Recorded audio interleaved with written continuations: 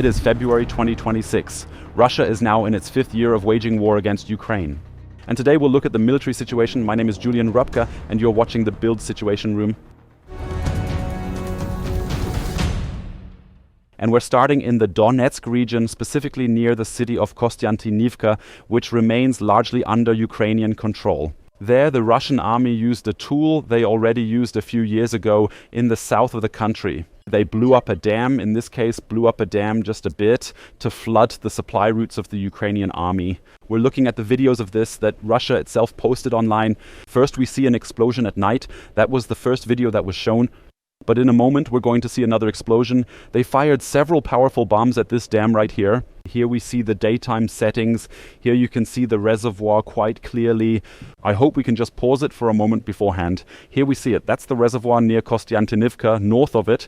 And now we see Russia dropping a 3-ton bomb, utilizing a FAB 3000 in order to blow up this dam and to direct these masses of water that we see here through the hole in the dam in the direction of the next settlements and the next few roads. We see the hole right here now, and we also see these ice flows moving towards it and now really flowing through there in massive amounts. Through this huge hole in the dam, see it on the map shortly. This is basically the only supply route Ukraine has leading to Kostyantynivka, the one to the north, because the city is already surrounded from 3 directions by the Russians. And we are really seeing these massive floods pouring out right here onto what is normally the dry side or the very shallow side of this little river that used to run through there, and we see for how many kilometers this whole thing pours out. Now we can see here, for example, some of the streets that were supposed to go in this direction. From here on, naturally, they were cut off as a result because we've got these masses of water stretching out over there so that the Ukrainians can no longer move through there. We'll stay with these shots for a moment, seeing that civilians are once again suffering as even houses and parts of the city or the suburbs of Kostyantynivka were flooded by this explosion. Of course, this all reminds us of the blowing up of the Kakhovka Dam on the Dnipro by Russia also a few years ago. Now we're seeing the next streets here, also some that are partially flooded. We see how the water's washed over it or is partially pooling there, and that's exactly what I just mentioned. Here we see residential buildings, even those still used by civilians, that are now partially underwater because of this Russian action. Yes, and Russia is using every means possible to harm Ukraine, to bring the Ukrainian economy, but also the Ukrainian supply lines in this case, to a complete standstill. And this is yet another crime the Russian army is using within its illegal war of aggression here. Blowing up a dam near Kostyantynivka in order to cut the whole city off from all of its supplies. And of course, on the one hand, this affects the Ukrainian army, the soldiers who are stationed there and are defending the city. On the other hand, it also continues to affect more than 1,000 civilians still living in Kostyantynivka who can no longer get out and can no longer be supplied either. We'll take a look at the map and see quite clearly where this dam was located and why the Russians blew it up at that exact spot. Now we are right here in this situation in Kostyantynivka, and I think we can just show it to you. We can see that in the east, the south, and even partly southwest of Kostyantynivka, if we zoom in close, that the Russians are here and that basically the only supply road that Ukraine still had available to get in and out of there is exactly this road that eventually leads to Drushkivka and Kramatorsk. And the reservoir we just saw, which was blown up here, that was this lake. I think you can see it quite well here, and you also see this sharp end here towards the northeast. That's what was blown up by the Russians. And then we saw how the water basically poured out in this direction here. And just those various streets, but also the suburbs, or I even think that Kostyantynivka itself put the first houses here underwater, and all of this just further complicates the logistics for the Ukrainian defenders. Several thousand are in Kostyantynivka trying to hold this city because it's an extremely vital location for the defense. After that, there's only Drushkivka, as we saw on the map, and then following that, Kramatorsk and Sloviansk, the last 2 major cities with formerly over 250,000 residents each, still held by Ukraine. And we're staying in the Donetsk region, moving a bit further southwest, where we have Pokrovsk, which has been 99% captured by the Russians. And now we have, however, seen a new video showing us that for the first time, another former suburb, a small town, namely Biletske, was entered by individual Russian soldiers. In this case, they were all killed. However, it is simply another escalation. The Russians managed once again to get even further with their infiltration units from the areas they've actually captured to enter new areas. We're now seeing a Ukrainian drone flying over Biletski, which is currently searching for Russians, and now we can also see that various Russian soldiers are still partly east of the city, but also partly, we'll see it in a house in a moment, specifically in the house we're about to recognize, being attacked inside the city here. We can see quite well right now that there have already been several drone strikes on all of these Russian soldiers who took shelter here, and now we see that we are actually in the blue zone, meaning not in the gray zone, but in the firmly Ukrainian held zone.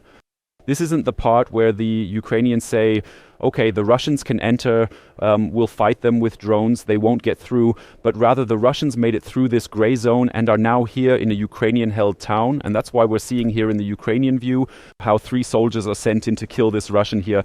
We have to pixelate the whole thing. The big guy has set himself up in this ruin, he's right in there.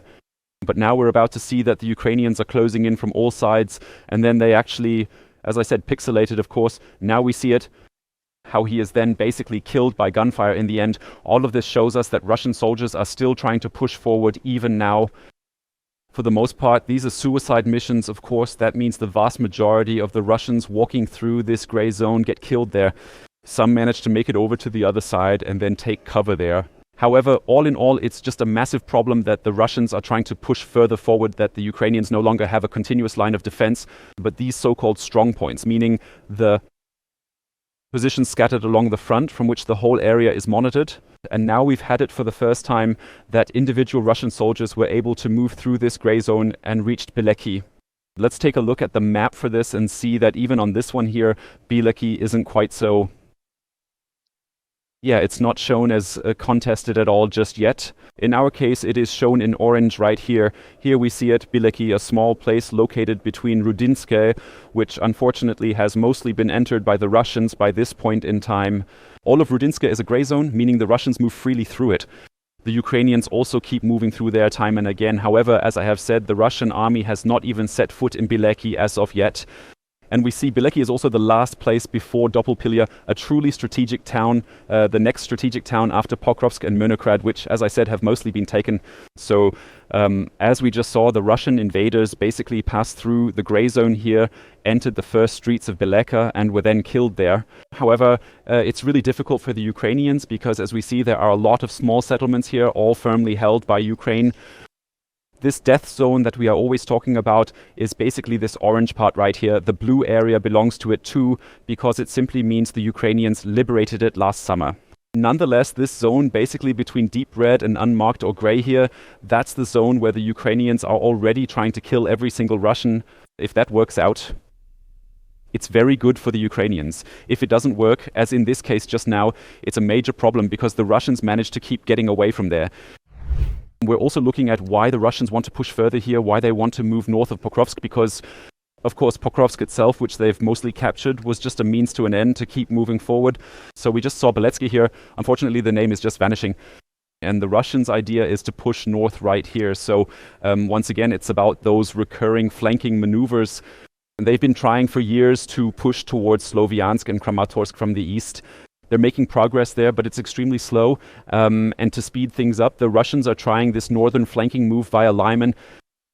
They haven't succeeded so far, and on the other hand, via Pokrovsk, and then further to Dnepropetrovsk, Beletsky, and so on, Zolota Kolodias, this southern flanking move. We remember they managed to push through there once and really broke through last year, advancing about 30 kilometers deep right here to Zolota Kolodias, which was then recaptured. You see it by the blue flag or color, but the Russians keep trying that over and over. So that means they're trying to capture these cities again to then push north west of Drushkivka, Kramatorsk and Sloviansk, and then cut off the Ukrainian supplies accordingly. That is why the Ukrainian defense is so tough here, and that is why they will try to hold on to Biletsky and of course Dobropilya until the very end. Yes, and that not just Russia but also Ukraine is interested in cutting off the enemy's logistics routes. We see that in the following video from the Zaporizhzhia region in southern Ukraine. Once again, we can see a MiG-29 of the Ukrainian Air Force that is about to drop ASM-250 bombs. And it's dropping these bombs on a spot quite far behind the front, specifically a key supply route that the Russians use to get to the front lines. What we see here is a bridge in Vasilivka, which is a small town located by the Dnipro Dam, or at the reservoir formerly, which is obviously gone now because the Russians blew up the dam, a few years ago. And there we can see that the AASM-250 bombs from France are hitting here with quite some precision. And then we can also see in new footage from the last few days that the bridge was indeed destroyed and that there is absolutely no way through anymore. That means the Russians also have to find another way in this part here. Of course, the big difference between the Russian and Ukrainian approach, the Ukrainians attack precisely targeting road links and bridges to stop the Russians from getting further. The Russians do the exact opposite, blowing up the entire dam, affecting civilians and causing untold environmental damage. So that's obviously a huge difference. Let's look at that on the map too and see why these MiG-29s can strike so deep within Russian-occupied territory.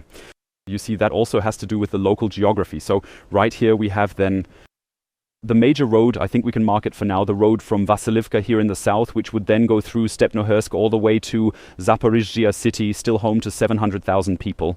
And the Ukrainians struck basically right here. That means north of Vasilivka, this bridge was blown up so that the Russians, at least this highway, and that was the highway right there, which used to lead, I think, further to Melitopol, if I'm not mistaken, even to Crimea, so they can't use this highway anymore.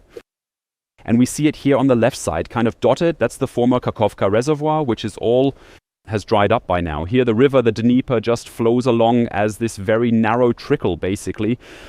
And that's why it's naturally possible for the Ukrainians, let me just mark it like this, to not approach from the north, so not striking here, what is that, about 25 kilometers behind the front, but rather fly in from here, drop the bomb and hit the Russians there without them being able to defend themselves very well. That means you exploit the geography here using this position at these former reservoir to attack the Russians so far behind the front lines and disrupt the logistics towards Stepnohursk, but also towards Zaporizhzhia from the Russian side right here at this spot. Another video shows us how vulnerable Russian communication technology has become because they no longer have Starlink, because they're no longer able to use Elon Musk's satellite-based internet wherever they are. They're in every small position. That's why Russia's using so-called Wi-Fi bridges now. It means they pick out specific spots where they have internet. It could be in Russia or in the territories occupied since 2014 in Donetsk and Luhansk. And from there, they're trying to basically pipe the internet into all their positions. That's not easy though, because Wi-Fi bridges, as we've said before, work completely differently than Starlink. You always need to have a direct line of sight between the antenna where the internet exists and the antenna where the internet does not. And here we have found one of these major distribution points, meaning the Ukrainian drone actually found it. We can take a look. All over here are basically Wi-Fi bridges, which take the aerial route in different directions, aiming toward the various positions. Or at least pointing that way. And as we see now, as I said, there seems to be Russian internet here. We're quite far behind the front lines. And we see all these Wi-Fi bridges pointing in all different directions. Each one of them is trying to supply a position with internet, and it's naturally easy for the Ukrainians once they found these spots. They're always very high up, they're attached to buildings or masts like these here, so you target those masts directly. And if you do it right, in this case we're seeing an attack on a single antenna. But if you do it right and actually bring the mast down, then you've cut the internet for every single one of these positions. And so this is a huge problem for the Russians. We heard yesterday from a Ukrainian general that they believe the shutting down of Starlink has limited or even destroyed approximately 20% of the Russian offensive capacity. We also see from these images that the Russians are now trying to develop alternatives, but they are just much easier to shut down. And we've just seen it probably from an attack like that, or if you're hitting them with artillery there, then all of a sudden you've got 10 or 15 Russian positions without internet again.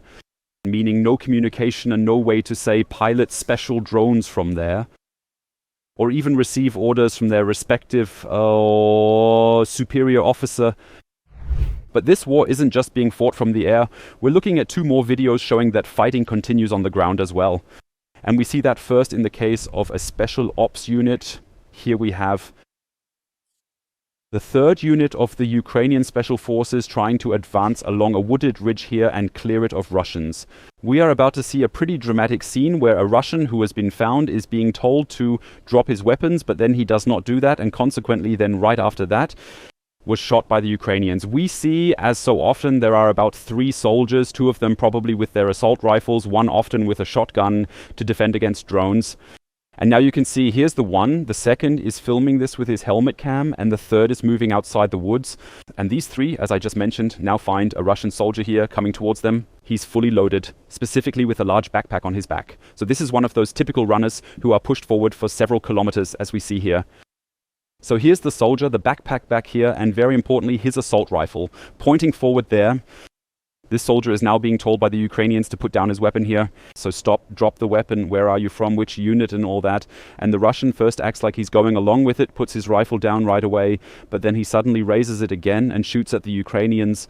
We can see it now, he shoots upwards, we see his muzzle flash first, but then he is getting hit from 3 shock rifles and consequently doesn't survive the whole thing.